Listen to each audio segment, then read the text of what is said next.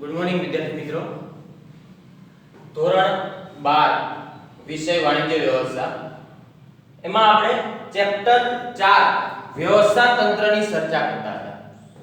તો એમની અંદર જે છે આપણે વ્યવસ્થા તંત્રના પ્રકારો વિશેની વાત કરીએ છીએ.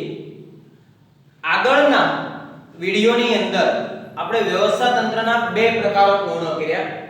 એક તો કે રૈખિક વ્યવસ્થા તંત્ર, બીજું જે છે એ કાર્યાનુસાર વ્યવસ્થા તંત્ર. ત્યારબાદ ત્રીજો એનો પ્રકાર આપવામાં આવ્યો છે વૈદિક વ્યવસ્થા તંત્ર. તો વિદ્યાર્થી મિત્રો, અહીંયા જે છે એ વ્યવસ્થા તંત્રના જે પ્રકારો આપણને આપવામાં આવ્યા છે, એમાં બે વ્યવસ્થા તંત્ર જોયા, ત્રીજું વૈદિક વ્યવસ્થા તંત્ર આપણે જોઈએ. તો કે વૈદિક વ્યવસ્થા તંત્ર કોને કહેશું? વૈદિક વ્યવસ્થા તંત્ર એટલે શું? તો એમની અંદર આપણે જોઈએ તો કે એકમના સંચાલકો દ્વારા નિશ્ચિત ધ્યેયને સિદ્ધ કરવા માટે વ્યક્તિ અને કાર્ય વચ્ચેના સંબંધોનું જે વિધિસર રીતે માળખું સ્થપાય છે તે વૈદિક વ્યવસ્થા તંત્ર છે. તો અહીંયા જે છે બે બાબત ખાસ ધ્યાનમાં રાખવાની. એક તો કે સંચાલકો દ્વારા જે છે એ નિશ્ચિત ધ્યેય સિદ્ધ કરવા માટે આ માળખાની રચના શા માટે થાય છે? તો કે જે કાંઈ ધંધાકીય એકમના જે નિશ્ચિત ધ્યેયો જે નક્કી થયેલા છે એ ધ્યેયોને સિદ્ધ કરવા માટે વ્યક્તિઓ અને કાર્યો આ બંને વચ્ચેના સંબંધો, એક તો કે ધ્યેય નિશ્ચિત કરેલા જે છે એને સિદ્ધ કરવા, અને એ સિદ્ધ કરવા માટે વ્યક્તિઓ અને એમનું જે કાર્ય જે છે એમના વચ્ચેના સંબંધોનું વિધિસર રીતે જે છે એક માળખાની જે સ્થાપના કરવામાં આવે છે તેને વૈદિક વ્યવસ્થા તંત્ર કહેવામાં આવે છે. આ વૈદિક વ્યવસ્થા તંત્ર જે છે એનું માળખું જે છે વિધિસર રીતે તૈયાર કરવામાં આવેલું હોય છે. જેમ કે આપણે જોઈએ કે આગળ આપણે જે બે પ્રકાર જોયા કે રૈખિક વ્યવસ્થા તંત્ર અને કાર્યાનુસાર વ્યવસ્થા તંત્ર, એ બંને પ્રકારો આ વૈદિક વ્યવસ્થા તંત્રના જ પ્રકારો છે એવું આપણે કહી શકીએ. કારણ કે બંનેની અંદર વિધિસર રીતે જે છે માળખું તૈયાર કરવામાં આવે છે. રૈખિક વ્યવસ્થા તંત્ર જે છે એ રૈખિક વ્યવસ્થા તંત્રની અંદર પણ ઉચ્ચ સપાટી, મધ્ય સપાટી, તળ સપાટી એ રીતે જે ઉપરથી નીચે તરફ જે છે એ વ્યવસ્થિત એના માળખાની એનો નકશો જે છે તૈયાર કરવામાં આવે છે. જ્યારે કાર્યાનુસાર વ્યવસ્થા તંત્ર જે છે એમની અંદર પણ ઉપરથી જે છે નીચે એક સીધી રેખામાં જે છે એ કાર્યની સોંપણી કરવામાં આવે છે. તો આ બંને જે છે કે રૈખિક વ્યવસ્થા તંત્ર અને કાર્યાનુસાર વ્યવસ્થા તંત્ર એ બંને વૈદિક વ્યવસ્થા તંત્રના જ પ્રકારો છે એવું આપણે કહી શકીએ. તો આ વૈદિક વ્યવસ્થા તંત્ર જે છે એ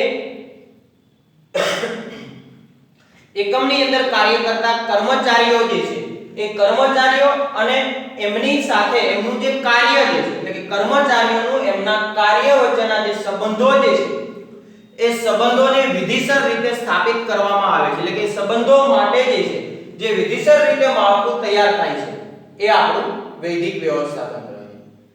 ત્યારબાદ એમની લાક્ષણિકતાઓ આપણને આપવામાં આવી છે. તો એમની અંદર સૌપ્રથમ લાક્ષણિકતા આપી છે વૈદિક માળખું. તો કે આ જે વૈદિક વ્યવસ્થા તંત્ર જે છે એ વૈદિક વ્યવસ્થા તંત્રનું માળખું કેવું? તો કે એમનું માળખું જે છે વૈદિક રીતે તૈયાર કરવામાં આવેલું હોય છે. એનું માળખું જે છે એ સમાન ધ્યેયને ધ્યાનમાં રાખી, કારણ કે ધંધાકીય એકમની અંદર જે કાંઈ ધ્યેયો કે ઉદ્દેશો હોય એ ધંધાકીય એકમની અંદર રોકાયેલા તમામ લોકો, દરેક વ્યક્તિ જે છે એ દરેક વ્યક્તિના ધ્યેય કેવા હોય છે? સમાન. તો આ ધ્યેયને પાર પાડવા માટે એક માળખાની જે છે એટલે કે વ્યક્તિઓ અને કાર્ય વચ્ચેના સંબંધો જે છે એનું વિધિસરનું માળખું તૈયાર થાય છે, જે વૈદિક માળખું છે એવું આપણે કહી શકીએ.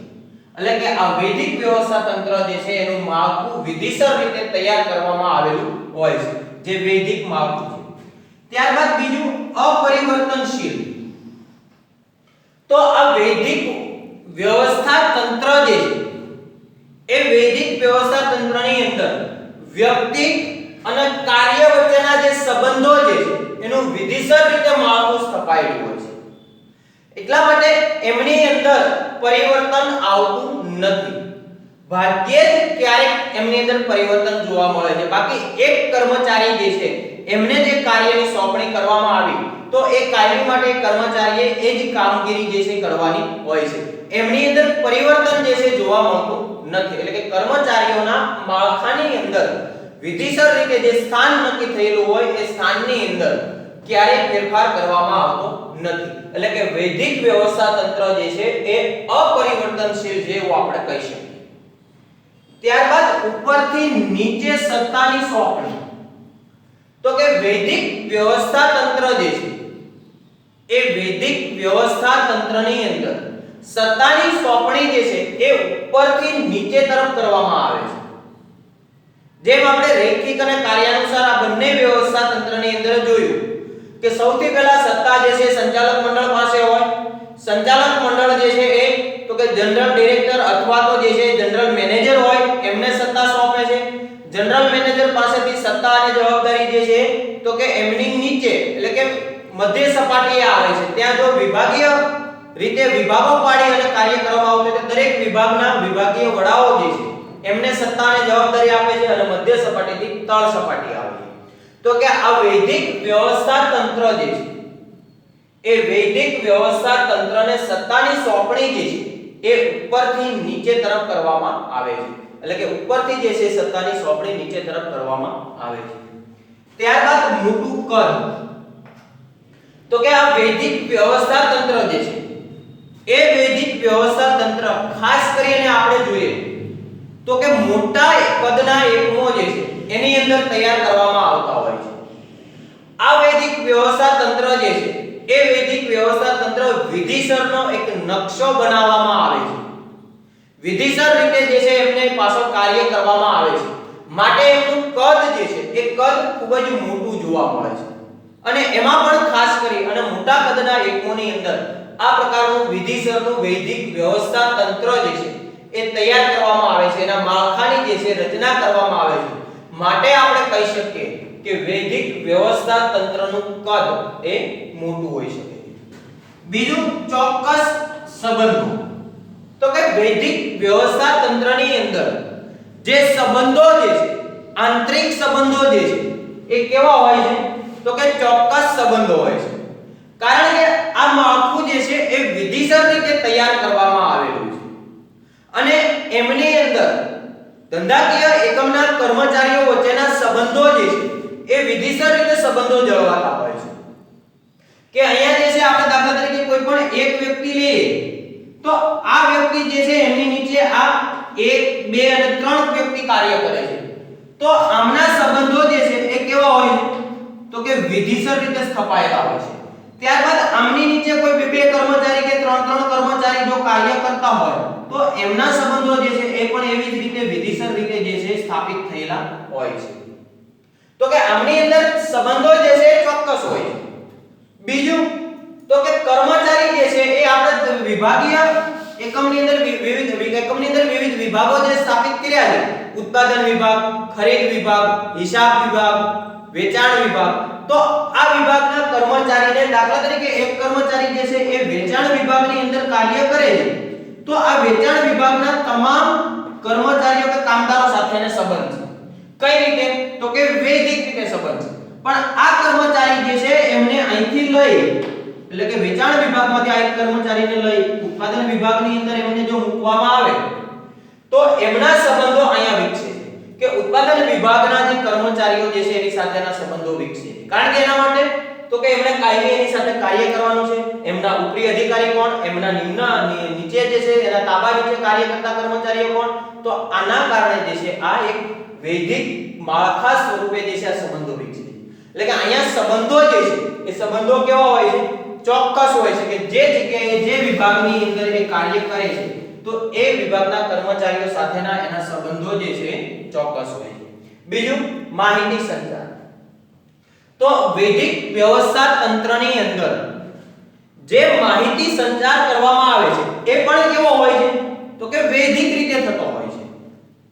વૈદિક રીતે એટલે કેવી રીતે તો કે જે કાઈ માહિતી જે એ માહિતીની આપલે જે છે એ વિધિસર રીતે થતી હોય છે.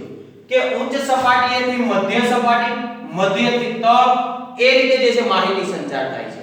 માહિતી સંચાર ઉચ્ચ સપાટીથી ડાયરેક્ટ જે છે તળ સપાટીએ પહોંચી નથી જતો કે તળ સપાટીથી ડાયરેક્ટ ઉચ્ચ સપાટીએ જતો નથી, પણ વિધિસર રીતે એક રેખા, સીધી રેખામાં જે છે કે ઉચ્ચ સપાટીએથી મધ્ય સપાટીને જે છે આદેશો કરવામાં આવે છે અને સૂચનો આપવામાં આવે છે અને માહિતી પહોંચાડવામાં આવે છે.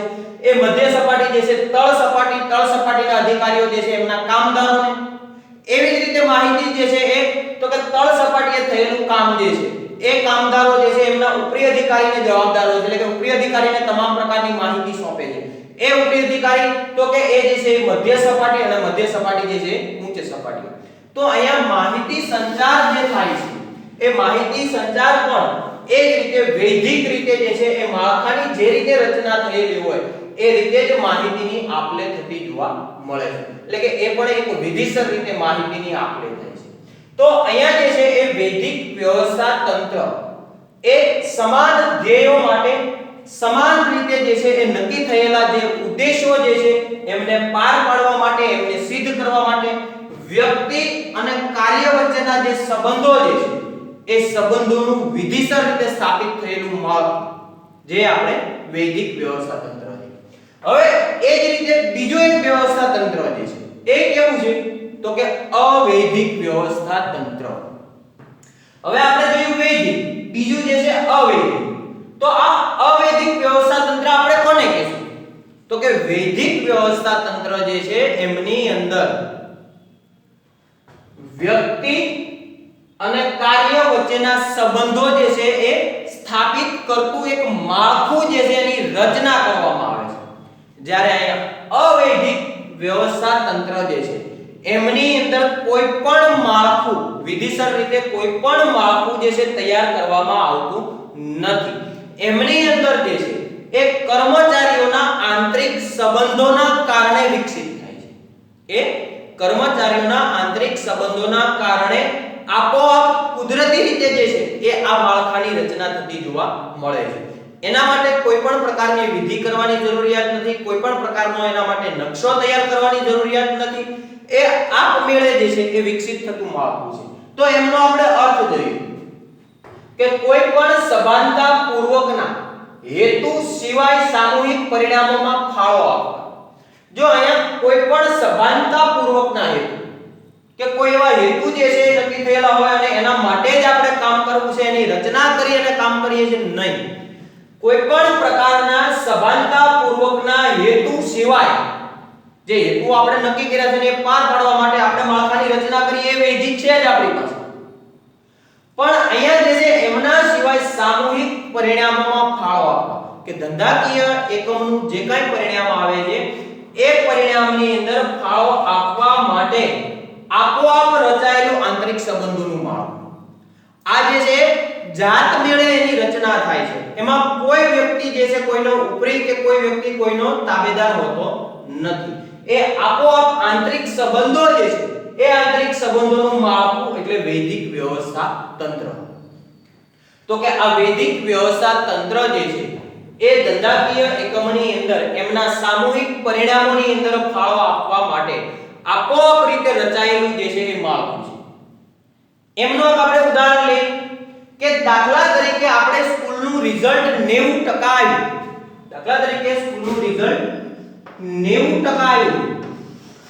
તો આ 90% જે રિઝલ્ટ આવ્યું છે એના માટે આપણે વિધિસરનો માળખું તૈયાર કર્યું હતું કે ટ્રસ્ટી મંડળ, એમના પછી પ્રિન્સિપાલ, ત્યારબાદ શિક્ષકગણ, એના પછી વિદ્યાર્થીઓ, આ એક વિધિસરનું માળખું છે. આ માળખું જે છે કેવું થયું તો કે વૈદિક માળખું. પણ અહીંયા જે છે એ અવૈદિક માળખું આપણે લઈએ તો કે વિદ્યાર્થીઓના અંદરોઅંદરના જે સંબંધો જે છે એ અંદરોઅંદરના સંબંધો દ્વારા વિદ્યાર્થીઓ એકબીજા વિદ્યાર્થી એટલે કે એમના ભાઈબંધોને સારા સંબંધોના હોવાના કારણે એ મદદ કરે છે કે એ વિદ્યાર્થી છે બી અને સી આપણે વિદ્યાર્થીઓ. તો આ બી વિદ્યાર્થી જે છે ખૂબ જ હોશિયાર વિદ્યાર્થી. તો બી વિદ્યાર્થી શું કરે છે તો કે એમના ભાઈબંધો એટલે કે સી સાથે પણ સારા સંબંધ છે અને એ સાથે પણ સારા સંબંધ છે. તો આ સારા સંબંધ હોવાના કારણે એ એના સંબંધોના લીધે જે છે એ તો કે સી વિદ્યાર્થીઓને પણ માર્ગદર્શન આપે છે, એમને જે છે એ કોઈ દાખલા ન આવડતા હોય શીખવાડે, કોઈ પ્રશ્ન ન આવડતો હોય, કોઈ તકલીફ હોય તો શીખવાડે, એ વ્યક્તિને પણ એ જ રીતે માર્ગદર્શન આપે, એમને શીખવાડે. તો આ જે માળખું તૈયાર થયું છે એ કેવું માળખું તૈયાર થયું? તો કે એના માટે કોઈ પણ પ્રકારની રચના કરવામાં આવી નથી. એ એમના આંતરિક સંબંધોના કારણે માળખાની રચના થઈ છે અને એમના કારણે આ વિદ્યાર્થી જે છે એ સી વિદ્યાર્થીને તો કે ફેલ થાય એમ હતો, પરંતુ બી વિદ્યાર્થીએ એને મદદ કરી, એમને થોડું શીખવાડ્યું, એમને જે છે એ માર્ગદર્શન આપ્યું, એમના કારણે એ પાસ થાય છે અને આ પાસ થાય એની અસર અહીંયા તો કે સ્કૂલના રિઝલ્ટ ઉપર પડે છે. તો આવા જે છે એ 5 ગ્રુપ ક્લાસની અંદર હોય અને 5 ગ્રુપની અંદરથી બે કે એક વિદ્યાર્થી જે છે એ જો આવી રીતે પાસ થઈ જતો હોય અને એનું જે છે તો કે સમગ્ર પરિણામો ઉપર શેના ઉપર એની અસર થઈ છે? તો કે સામૂહિક રીતે જે કાંઈ પરિણામ સ્કૂલનું આવે છે એ પરિણામ ઉપર એની અસર થઈ છે, જેને અવૈધિક વ્યવસ્થા તંત્ર આપણે કહી શકીએ, કે જેની અંદર કોઈ પણ પ્રકારના માળખાની રચના થયેલી હોતી નથી, કે આપોઆપ રીતે જે છે કુદરતી રીતે જે છે આંતરિક સંબંધોના કારણે રચના થાય છે. હવે એની લાક્ષણિકતાઓ આપણે જોઈએ તો પહેલું જે છે અવૈધિક માળખું. તો કે અવૈધિક વ્યવસ્થા તંત્રનું માળખું અવૈધિક રીતે કુદરતી રીતે આપોઆપ તૈયાર થયેલું હોય છે.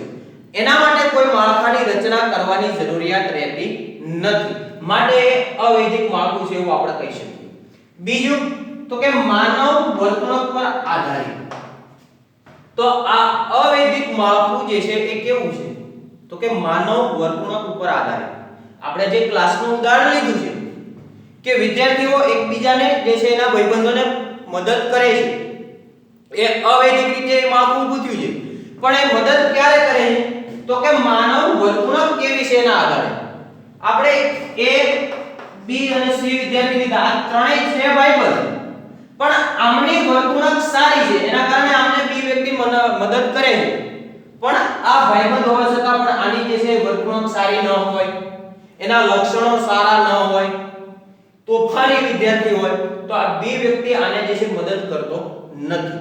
શા માટે? તો કે એની વર્તણૂક સારી નથી, એની આદતો જે છે ખરાબ છે, એ એમને મદદ કરે તો પણ એ ભણી શકે એમ નથી.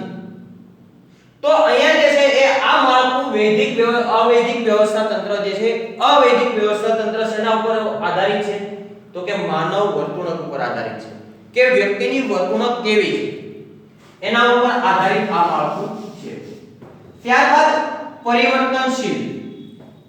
તો કે અવૈધિક વ્યવસ્થા તંત્ર પરિવર્તનશીલ, એમની અંદર ગમે ત્યારે પરિવર્તન આવી શકે છે અને એ પરિવર્તન પણ કેવું?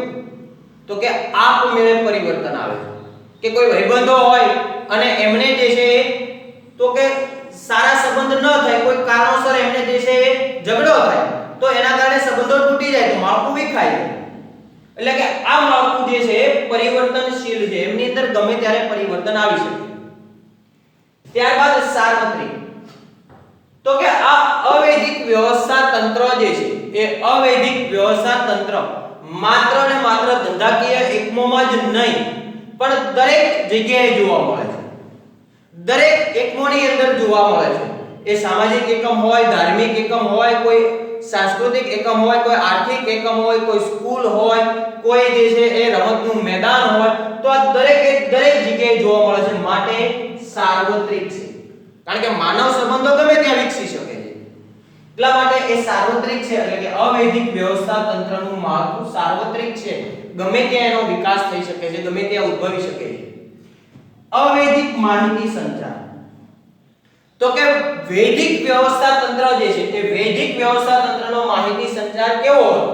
તો કે વૈદિક રીતે હતો, કે એના માળખાની જે વિધિસર રીતે જે રચના કરવામાં આવી છે એ પ્રમાણે માહિતી સંચાર હતો. જ્યારે અહીંયા જે છે એ માહિતી સંચાર જે છે અવૈધિક રીતે થાય છે, કે ભાઈ જે વિદ્યાર્થીને આવડતું નથી એ હોશિયાર વિદ્યાર્થીને કે હોશિયાર વિદ્યાર્થી એનીથી હોશિયાર વિદ્યાર્થીને કે એ પાછો એનીથી ઉપર કોઈને કે નહીં. અહીંયા જે છે માહિતીની આપલે જે છે એ ગમે ત્યારે ગમે ત્યાં થઈ શકે છે.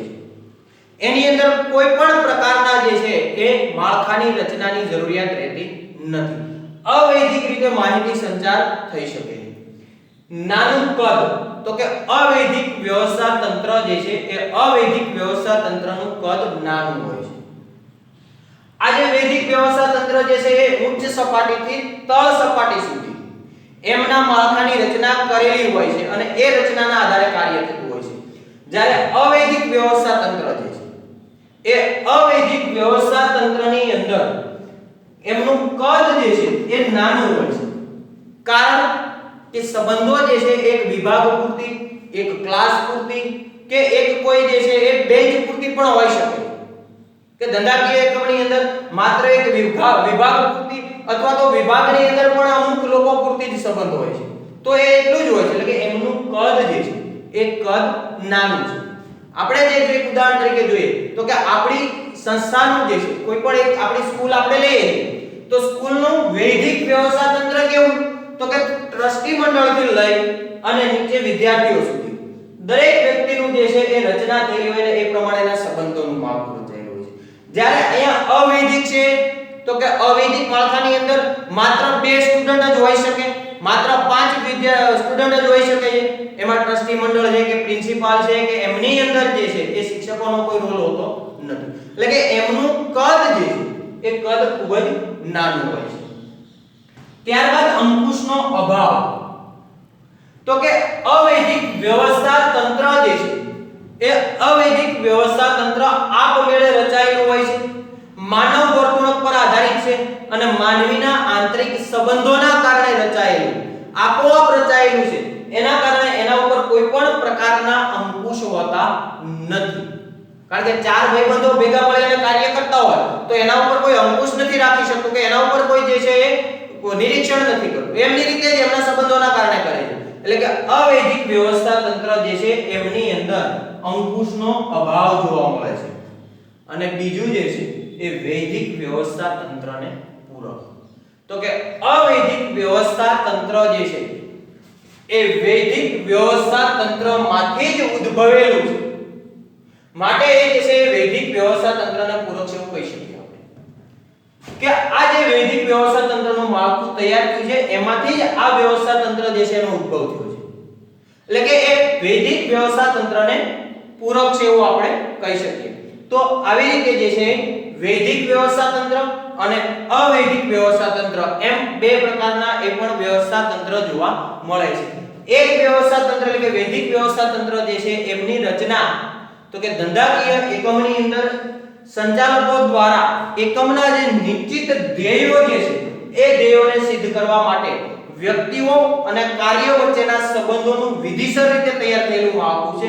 જ્યારે અવૈધિક વ્યવસ્થા તંત્ર જે છે એ કોઈ પણ પ્રકારના એટલે કે કોઈ પણ સભાનતાપૂર્વકના હેતુ સિવાય સભાનતાપૂર્વકના હેતુ નક્કી થયેલા છે અને એ હેતુને પાર પાડવા માટે જ આપણે એક માળખું તૈયાર કરીએ એવી રીતે નહીં, પણ સભાનતાપૂર્વકના હેતુ સિવાય સામૂહિક પરિણામોમાં કે આપણે જે ઉદાહરણ વિદ્યાર્થીઓનું જોયું તો એ વિદ્યાર્થીનો કોઈ હેતુ નથી કે ભાઈ આપણે જે છે આ 3 વિદ્યાર્થી જોયા હતા કે A B અને C, તો આ વિદ્યાર્થીનો કોઈ ઉદ્દેશ નથી કે ભાઈ હું આ C વિદ્યાર્થીને શીખવાડીશ કે A વિદ્યાર્થીને શીખવાડીશ તો એ બંને પાસ થઈ જશે ને એના કારણે જે છે આપણી શાળાનું રિઝલ્ટ ઊંચું આવશે.